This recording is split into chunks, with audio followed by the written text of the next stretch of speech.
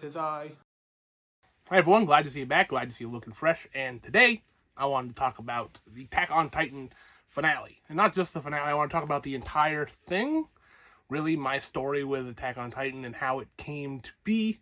And I had a bit of a bumpy road with the show. It's not a full-on love fest like some people. I started the show back when it was like really popular, right? I gave it a try when everyone was watching it back in 2013. It very first came out, and I was on the bandwagon with it. And of course, the animation was brilliant, but I wasn't really watching shows in anime steadily yet, so I wasn't sticking with it. And I eventually dropped it after a couple episodes and came back a few years later and tried again. And same thing. I think I was hoping that the opening would grip me more than it did. And while it is really, really good, of course, everyone knows that the opening, it took a little bit of time for me to really sink into the world. It's a harsh first episode. It's brutal. So the world is brutal, and the whole thing is not pleasant, but it gets more fun as the time goes on, and it has moments of levity. But that first episode is really tough to get through if you're expecting something fun, like I kind of was. So it took a little bit to start the show, but once I finally did, I had a friend who wanted to watch the show with me, and I was like, okay, cool. But the problem is he was going on vacation, and I was house sitting, so I had nothing else to do. So I just kind of binged the entirety of what existed up to that point over the course of a week. First season, Attack on Titan, not basic shonen fare by any means, but the most basic of the seasons. The full-on monster survival story. It's a twinge of horror. It's probably one of the best horror shows out there because, I mean, there's not many good horror anime, period, so having this be anything of quality, and even if it's just a touch of horror, I still put it up there with some of the best of the genre, which, you know, it leaves that part behind going forward. But the first season, I think you can call it horror, and I really liked the first season. I really liked the action. It was very good animation, especially for the time. I mean, in 2013, it's not like we were archaic, and it's not like we're still using cell animations. We're still very much able to create some amazing animation at the time, and I was wowed even, 8 years later, I think, is when I watched it. So yeah, but then season 2, it was a long gap in time between season 1 and season 2, and I think that's partially why I didn't ever try very hard back in the day, because I knew that there was a long wait, and even then, I had a weird knowledge of how anime was either really short or really long. I was thinking about shows that were 10 episodes, 6 episodes, Anohana or Fooly Cooly, where it's really short, or I was thinking of your Dragon Balls and your One Pieces, where it goes on hundreds of episodes and it never seems to never end. So I was afraid that Attack on Titan would become one of the ones that seemed to never end, which partially I was right, but for a different reason. But anyways, so without waiting the multiple year gap between season 1 and season 2, I could just start right away.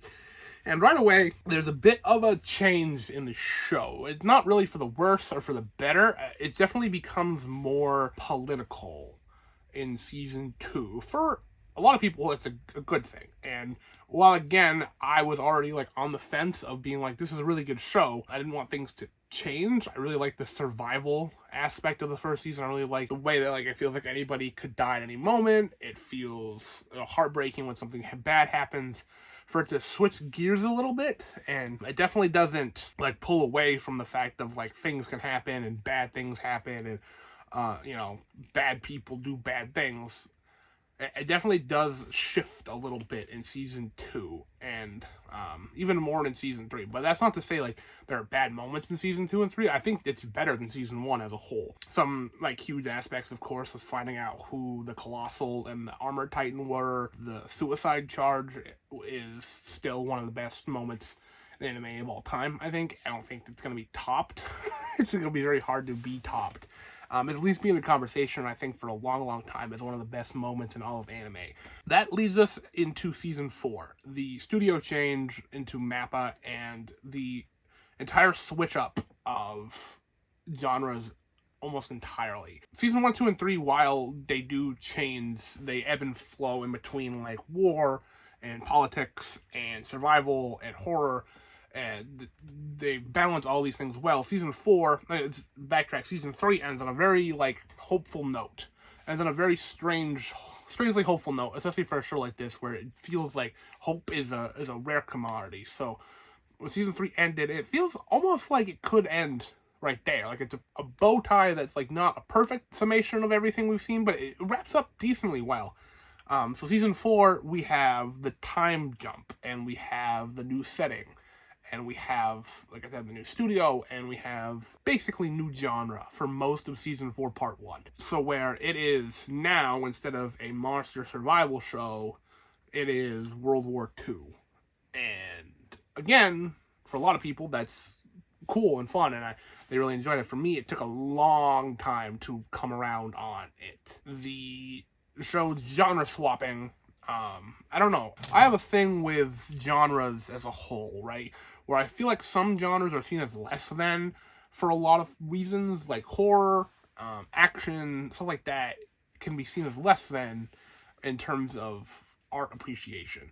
And that's a conversation for a whole nother day. I could talk for hours about genre bias and all this stuff. But when it came to a show like this, where it had, shonen action, and it had horror elements, and it was still getting praise to high heaven as, like, this is one of the best shows out there, it really was great to see something of a genre like that be met with such praise, and then it be swapped into war drama, which is already a genre that gets high praise just for existing. It feels like it felt like, I don't know, it felt not, it's a hard thing to describe. It felt stock, but like not stock, like it was still like its own thing, and it felt basic, but again, it's not really basic because it has like the Titan stuff still. And I don't know, it felt like a slap in the face, but like not a very hard slap. It's a weird mess thing with season 4 where it took a long time for me to come around on the fact that, like, yeah, this is what the show is now, and it's different. And I think what the problem is with that is, like, season 4 had,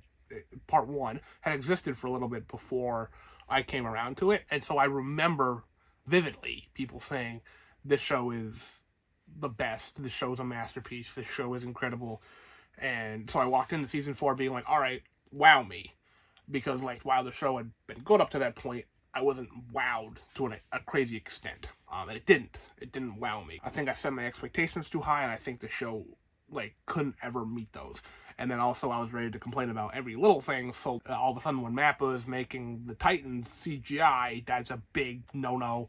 And so I was ready to throw my hat in and be like, I'm done with the show forever. Then season 4 part 2 comes along, The Rumbling, and it swept me back up like crazy. Season 4 part 2 did so much in bringing me back in, and it took everything I had complained about, everything I had troubles with, everything that I couldn't quite grasp why they did what they did, and it worked, and it created like this relationship with the show where now I'm like, I think I get it, where it's about cycles. Like, the show's about cycles, and it's about loops, and all that.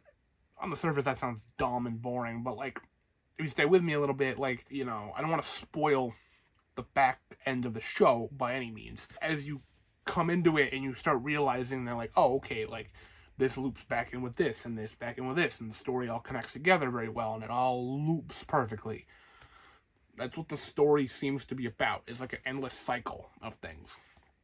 Positively, negatively, things change, things stay the same, people change, but the times stay the same. Like, it's an endless cycle. And things couldn't have happened in the past without things happening in the future. Like, things know, it becomes like crazy. Like, you just said something like that to someone who just enjoyed the first season, who enjoyed seeing Titans get slayed by Levi. Like, it's gonna be tough to try to describe, like, oh yeah, Eren Yeager, like, did some crazy stuff in the past and the future, and it's like, what? There's time travel? It's like, yeah, not really, but, like, there is kind of.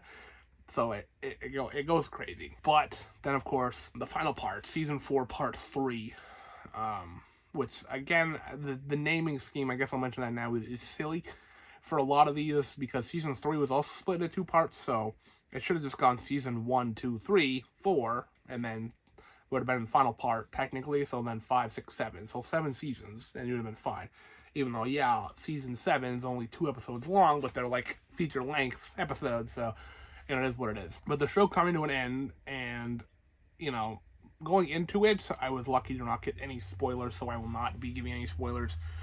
The show wraps everything up so well, And while going in, I was afraid because a lot of manga readers were saying this is not a good ending.